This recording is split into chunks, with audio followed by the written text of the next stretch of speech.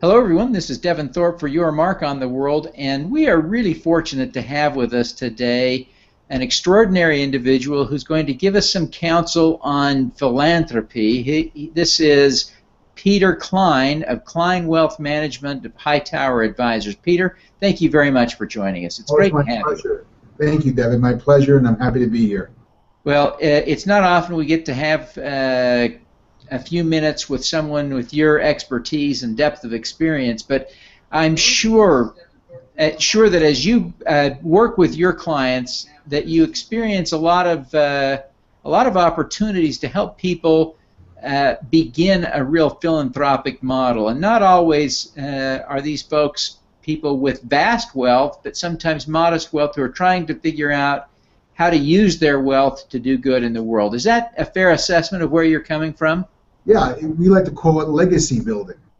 We see a number of our clients come to us, and this is becoming more and more often, where they're not from extraordinary means and have come to us and said, you know, I want to do something for when I'm gone. I want to do something for the next generation, for my kids and grandkids. I want to set them up not just with capital, but with experience and with legacy planning. And to that end, we often see a charitable vehicle employed, be it a foundation or a donor-advised fund. So tell us a little bit about what you're doing. I imagine that for your modestly wealthy, if we can coin a term, your modestly wealthy clients, the donor-advised funds often work best. They do. Many of our clients have used those. They are a wonderful vehicle for what I like to call the democratization of giving. You know, no longer does one need to be a Rockefeller with vast means to make a difference in the world. We're seeing many clients come to us and say, you know, when I'm gone, I'll use my assets while I'm here, but when I'm gone, I would like them to go to a donor-advised fund with the express purpose to have my family determine where that eventual distribution should go. So what we find is many of the times the individual family members gather around kitchen table or what have you, and they discuss the virtues of various different non-profit entities, and they make decisions together as a family on where where they should the donations should go that year. And if you think about it, it's a wonderful way for the family to stay together, to stay on topic, to stay on mission, to have the values of the grantor, let's call it the grandfather in this case, be passed down to generation upon generation. And we find it to be very awe-inspiring and very effective, also from a tax perspective as well. What percentage of assets are people often leaving in the donor-advised funds versus what is flowing to the other heirs? You know, you see, we're seeing a change in that regard, whereas many of our clients are saying to themselves, you know, I've educated my children, I've set them up in business or helped them through that and helped them, you know, get started with a home or stuff of that nature.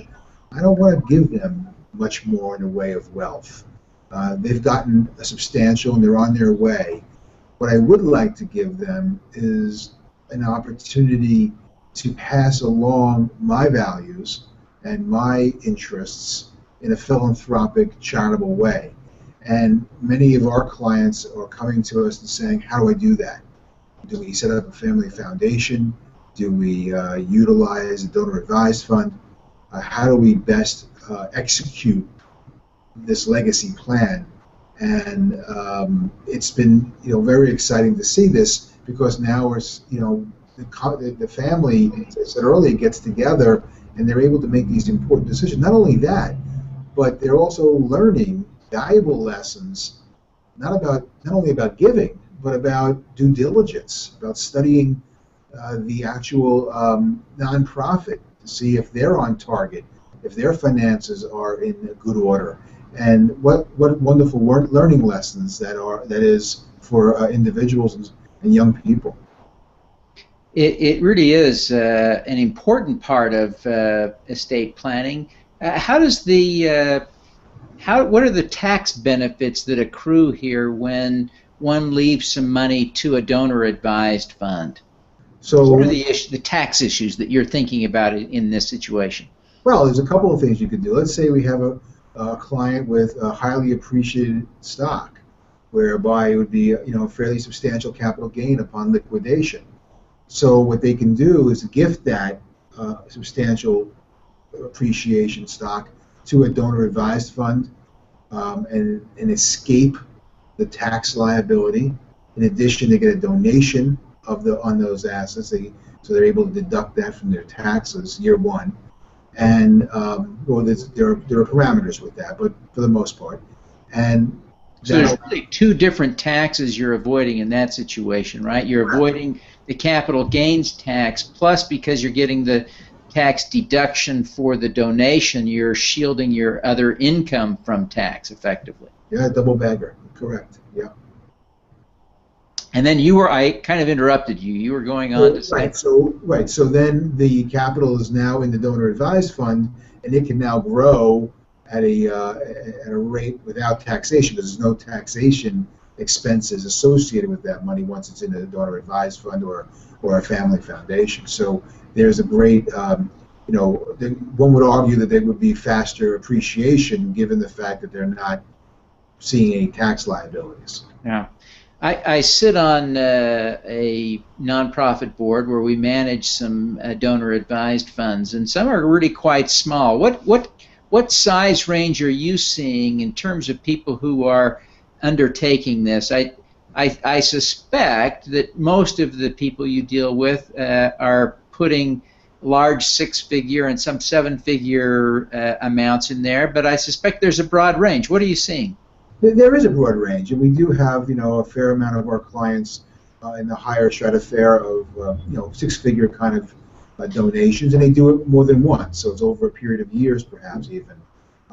In addition, we're seeing individuals who start smaller, perhaps they're younger, and they want to give. They want to make a difference. They want to start early, and they want to get their families involved from the outset.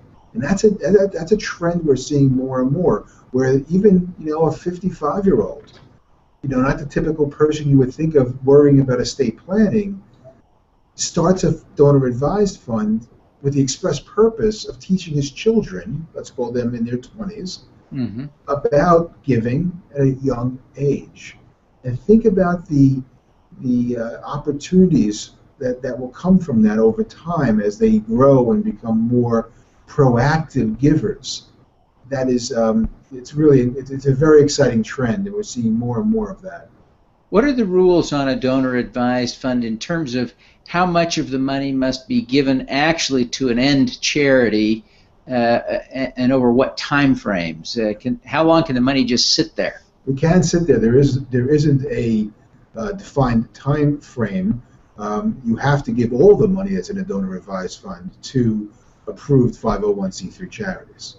So but there's no deadline for when you do that. That's right. That's right. And now let's contrast that a moment with a private foundation. So in a foundation, you have a requirement to give 5% of your corpus or your assets away to qualified nonprofits annually in order to remain a tax-exempt entity.